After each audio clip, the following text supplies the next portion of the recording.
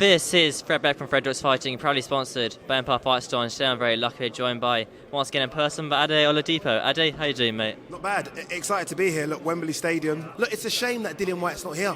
Like, when I was thinking about this fight, I was thinking Dillian Whyte, Dean Whyte, Shane Fury, Tyson Fury, and a big sell. It's disappointing, but Tyson's here. He's in great spirits, and I'm ready to see how they build this fight up now, because it's a massive one. It really is. Do you think that basically one of the biggest fights in the year for Britain? Oh yeah, without a doubt. Honestly, AJ's obviously the big one, right? AJ Usyk potentially could do over 1 million pay-per-view buys, or wherever it goes, if it's on DAZN, sign-ups, whatever. I think this will do that as well. Just because you've got two people that know how to sell a fight. Yes, I know Dillian's doing the radio silence thing now. He'll start talking. Once he gets what he wants, whether it's from Queensbury or Top Rank or the WBC, he'll start talking. Once he starts talking, and we're not Tyson Fury's like already, it's a massive. And I still think AJ Usyk's a bigger fight because of what happened in the first fight, but I think this is a very, very close second. Do you think a lot of people pick Tyson Fury to win, and fair enough, he'll be a massive favourite, but do you think a few people are underestimating Dillian Whyte at all?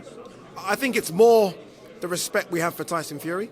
Let's not forget, we're talking about the lineal heavyweight champion. Look at the work he's done against Deontay Wilder recently. The only thing that does scare me with Tyson Fury is taking a lot of punishment in those Wilder fights. I mean, Wilder's the biggest puncher we've ever seen, right? That's the story they say. And Fury, got hurt a lot in that fight. So you do wonder about wear and tear. Dillian Whyte's had a bit of a break. Was supposed to fight Otto Vol in that fight. It got canned. So look, you got to give Dillian Whyte a chance. But I can understand why Fury's a heavy favourite. He's just that good. And I just spoke to him there. He looks lean. You can see his jawline. So 8 weeks out, he's already in shape. So he's going to be in better shape by the time the fight rolls around. So I think you've got to give Fury the favourite tag, and understandably so. Certainly, we know it's going to be a good fight, but will you be there or will you be in the studio? Which one? I'll be there, which is good. I'll be there for either TalkSport or DAZN. I know DAZN are going to do a little setup, ringside. Look, you need to be at every big fight. And as you mentioned, this is, if not the biggest fight this year that can be made in this country. So, look, I've got to be there. I'm excited. I'm interested about the undercard and how that works as well. Is it just going to be a BT Sports? Are we going to see some top-ranked fighters come over from America? But it's almost like, this is one of those fights where you don't really care, do you? You just want the main event. This is honestly one of those fights where you could scrap the undercard, main event, and that's it. You know what, I'm really interested, the pay-per-view price. And I'm going to ask Frank, obviously Frank's just over there. It's not going to be $19.95. I think it could be 30 quid. I think they might go big on this, which will be the first 30 quid pay-per-view ever. Still, still a lot lower than America, but I think they might go high on this. So I will be there. 100,000 people will be there. People are already messaging me for tickets like I work for Queensbury, I don't. But look, I'm excited for it. Ames did ask in the press conference about how much pay-per-view price would be, and Frank said no comment, or on about those lines, no comment. So I guess we'll find out in the next few days. But is there any disappointment at all that you won't do a live watch-along for your channel? Because your numbers on the live watch-along has been going up so much recently. I mean, that would do some good numbers, wouldn't it? It would, but it's almost one of those where you don't want to miss it. I remember I'd done the live watch-along for Calm Brook, and in the end I was upset that I wasn't there, just to hear Brooks walk out as well. So I think some fights, you'll regret missing them if you're not there. And these fights don't come along too often. I mean, stadium fights is not normal. Like, arenas, yeah, it's a massive rarity. So the idea of seeing Tyson Fury take on Dillian Whyte, who's been waiting nearly 3 years for a WBC shot, the build-up's going to be great. Tyson Fury's homecoming, you can't miss that. If you can get a ticket, get a ticket. What are they, 55 quid? I know you're in the bleachers, but you just got to be there. So no, I will definitely be there for it.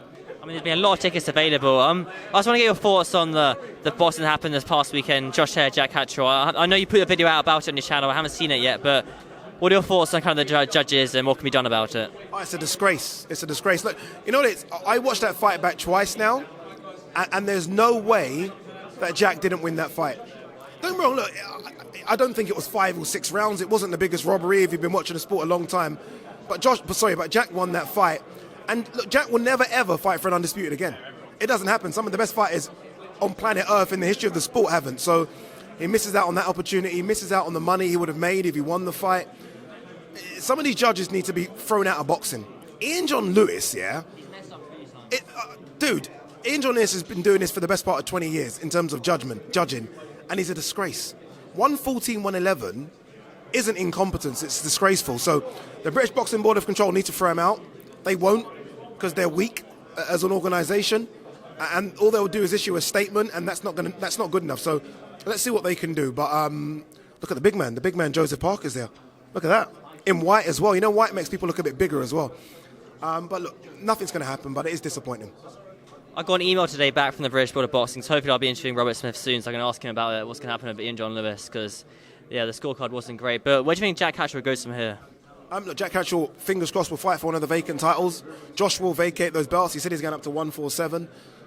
Once he vacates, fingers crossed, one of the mandatory, maybe the WBO, because they're quite lenient with this stuff, maybe they say, fight for the vacant belt. He might not win. He could be fighting, as a payder. He could be fighting anyone. Teofimo Lopez going up. So it's going to be tough for Jack. He got robbed of a night that he'll never get back again. But a world title will help the hurt that he's feeling right now, but it's not enough, is it? It's not enough.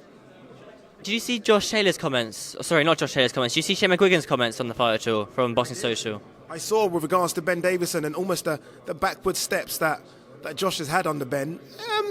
I thought Josh boxed fantastic against Ramirez, so I don't want to just look at one fight and say, all of a sudden he's gone backwards, but I thought he was better under Shane. It's just one of those things.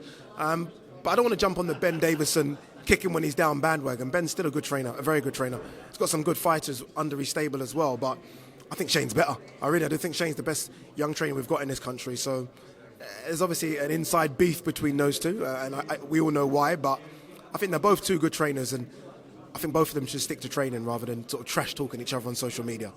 Yeah, that's very true. But right, Ade, I'll catch you later then, mate. And where can people find you? Social media, Instagram, Twitter, that sort of thing. Yeah, Ade Oladipo 1.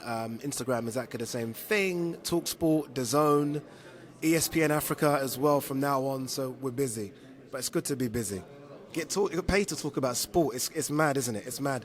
I've got a quickly hitting Frank over there. Fred, by the way, congratulations on what you're doing. Your work rate, don't get me wrong, I go for it. You go for it as well, Fred. And we've been meaning to catch up, so well done. It's good to see you here doing your stuff, Fred. Awesome. Thanks, Ade. I'll catch you later then, mate. Thank you.